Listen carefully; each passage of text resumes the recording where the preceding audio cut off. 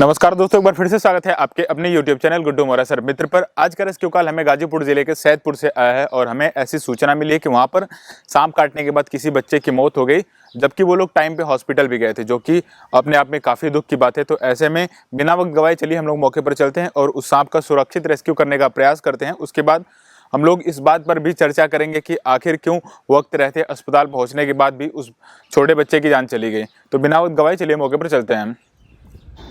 और बिना वक्त गवाए हम लोग मौके पर पहुंच चुके हैं और जैसा कि हम लोग सामने देख पा रहे हैं, शायद उस छोटे बच्चे की डेड बॉडी ही आ रही है, मतलब उसका मृत शरीर जा रहा है अंतिम संस्कार के लिए। तो ऐसे में हम लोग यहाँ पर रुक करके इन लोगों से थोड़ा सा मिलेंगे, बातचीत करेंगे। उसके बाद आगे चल करके जहाँ पर इनका घर है, जहाँ पर सांप देखा गया था, उस सांप को ढूंढने का प्रयास करेंगे।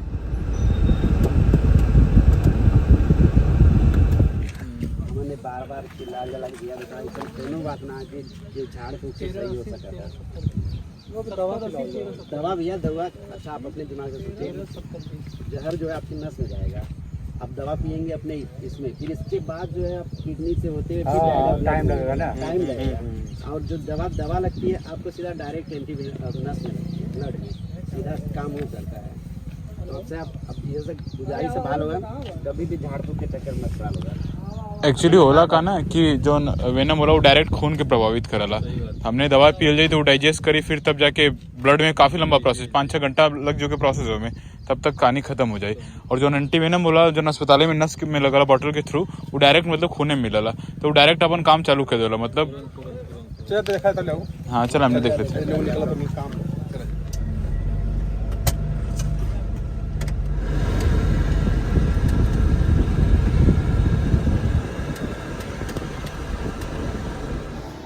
यही वो छोटा बच्चा है जिसकी मौत सांप काटने की वजह से हुई है। पहले तो हम लोग मौके पर चल करके उस सांप को ढूंढने का प्रयास करते हैं, उसका सुरक्षित रेस्क्यू करने का प्रयास करते हैं। उसके बाद हम लोग इस बात पर भी डिटेल में चर्चा करेंगे कि आखिर क्यों हॉस्पिटल जाने के बाद भी इस छोटे बच्चे की मौत हो गई। जैसा कि आप लोगों ने सुना, यहाँ के लोग बता रहे थे कि ये लोग बिना वक्त गवाए स्नैक बाइट के तुरंत बाद बच्चे को लेकर के हॉस्पिटल गए, लेकिन फिर भी ये लोग बच्चे को नहीं बचा पाए। बहरहाल अभी हम लोग मौके पर पहुंच चुके हैं। घर में गम का माहौल फैला हुआ है और साथ में भय का भी माहौल है कि कहीं वो सांप किसी और को न काट ले। ऐसे में सांप को ढूंढना और उसको रेस्क्यू करना भी ज़रूरी है। तो चलिए हम लोग चलते हैं, सांप को ढूंढने का प्रयास करते हैं। उसके बाद हम लोग इस बात के बारे में और बातचीत करेंगे।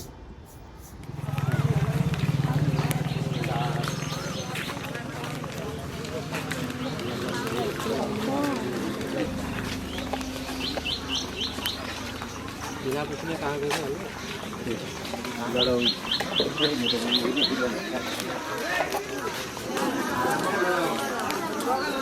हर जगह कदर ले जाओ कुल्लू।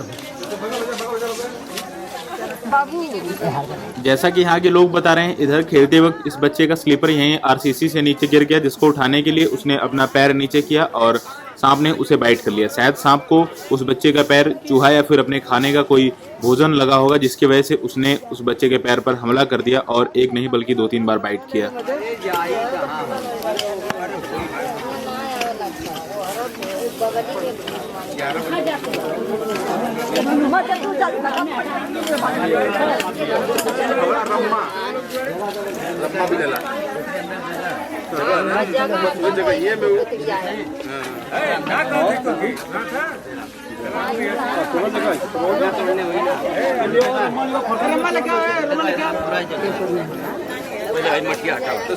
मटिया फरसा से हटा दलो ने कल यही जन तो पाया, यही जन तो पाए रतिया थे, यही जो ये जो मटिया है आहू तो उरा पार है भैया, कोई पिना वाली तू चला सर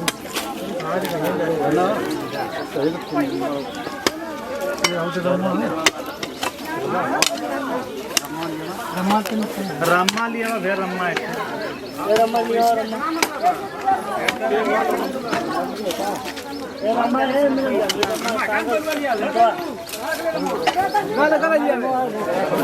अरे yang kita घर में मांगा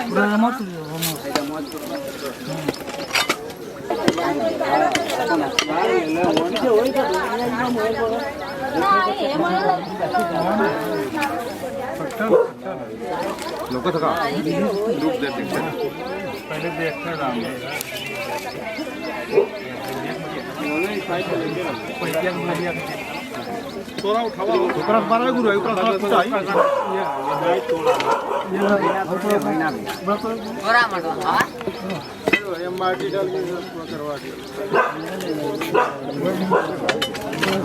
निकल जाए तो हमेशा वजह ठीक हो जाए तो लोग रहने नहीं निकल जी बढ़िया रहे वो। अरे भैया एक हफ्ता से घूमो तो सर भाई फिर क्यों का खतरा है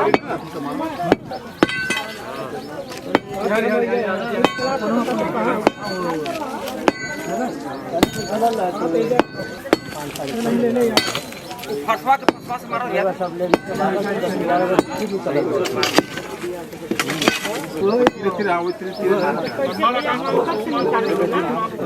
माता जी मंत्र अंतर ना रहा, मंत्र के चक्कर में लड़का के जान आप यही लोग मंत्र के चक्कर में लड़का के जान चला नहीं नहीं इसी वाले की मंत्र अंतर से कुछ ना हो लड़का का जान तो ये नहीं कर आदमी तो सीधा डायरेक्ट हॉस्पिटल का लड़का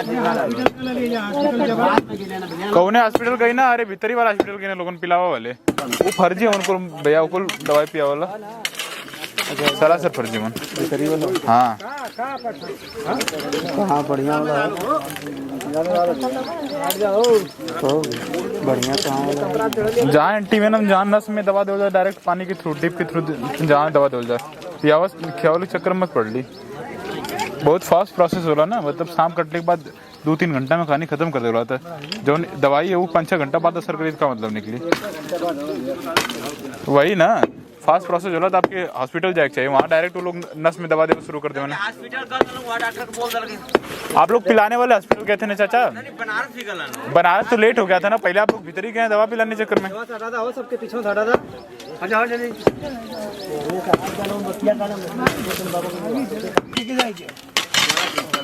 ऐसा नहीं कोई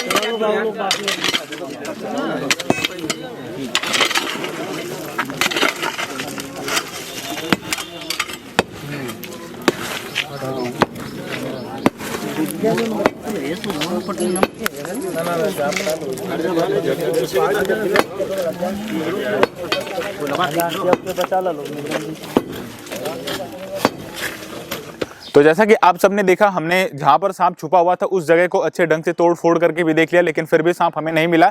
शायद सांप कहीं दूसरी जगह पर जा चुका था, या फिर वो आरसीसी जो था अंदर से खोखला हो चुका था, उसमें वो कहीं भी छुप सकता था। तो ऐसे में काफी देर तक ढूंढने के बाद हमें सांप नहीं मिला और उस मासूम बच्चे की जान भी चली गई। एक्चुअली उस बच्चे की जान नहीं जानी चाहिए थी, लेकिन उन्होंने सर्पदंश के बाद हॉस्पिटल तो गए वो लोग, लेकिन सही अस्पताल नहीं गए। उन लोगों को जाना चाहिए था उस हॉस्पिटल में जहाँ पर एंटीवेनम मिलता है और बच्चे को एंटीवेनम दिया जाता है, लेकिन वो लोग चले गए किसी ऐसे हॉस्पिटल पर जहाँ पर उन लोगों ने उस बच्चे को दवा पिलवाई। वो डाइजेस्ट होगा, उसके बाद वो अपना असर दिखाएगा अगर वो दवा काम करेगी तब भी। लेकिन अगर वहीं पर हम लोग दवा पिलाने के चक्कर में ना पड़ करके ऐसे अस्पताल में जाते जहाँ पर एंटीवेनम दिया जाता है, एंटीवेनम हमारे नसों में जाता है जो कि डायरेक्ट अपना काम शुरू कर देता है। एक्चुअली होता क्या है कि आज भी ग्रामीण इलाकों में कई लोग ऐसे हैं जो सर्पदंश के लिए एक तरह से कहें तो फर्जी अस्पताल खोल करके बैठे हुए हैं और वो लोग दवा पिलाने का काम किया करते हैं। एक्चुअली होता क्या है कि जब भी किसी को नॉन वेनमस यानी कि बिना जहर का सांप काटता है तो वो लोग दवा पिलाते हैं, और क्योंकि नॉन वेनमस सांप काटा रहता है तो सामने वाले की जान बच जाती है, उसे कुछ भी नहीं होता है, तो लोग उन पर यकीन कर लेते हैं। अभी धीरे धीरे लोग जागरूक हो रहे हैं, हॉस्पिटल्स जा रहे हैं और डॉक्टर्स के पास जा रहे हैं, लेकिन फिर भी वो लोग लोगों के इस गलत फहमी का या फिर एक तरह से कहें लोगों के अंदर जो जानकारी नहीं उसका भरपूर फायदा उठाते। जो लोग फर्जी अस्पताल खोल करके बैठे हुए हैं वो उनका सिर्फ और सिर्फ पैसा बनाने का जरिया है। उन्हें इससे कोई मतलब नहीं है कि किसी का बच्चा मरा है, किसी का परिवार मरा, उन्हें इनसे कोई फर्क नहीं पड़ता है। उनके पास 10 पेशेंट आएंगे जिनमें से 8 को नॉन वेनमस स्नेक बाइट किया रहेगा, बिना जहर का सांप बाइट किया रहेगा, उसको वो लोग दवा पिलाएंगे, उसकी जान बच जाएगी। लेकिन 2 जो आएंगे जिनको वेनमस सांप काटा रहेगा उनको वो लोग दवा पिलाएंगे, उनकी दवा कोई भी असर नहीं करेगी क्योंकि वो सांप जहरीला रहेगा।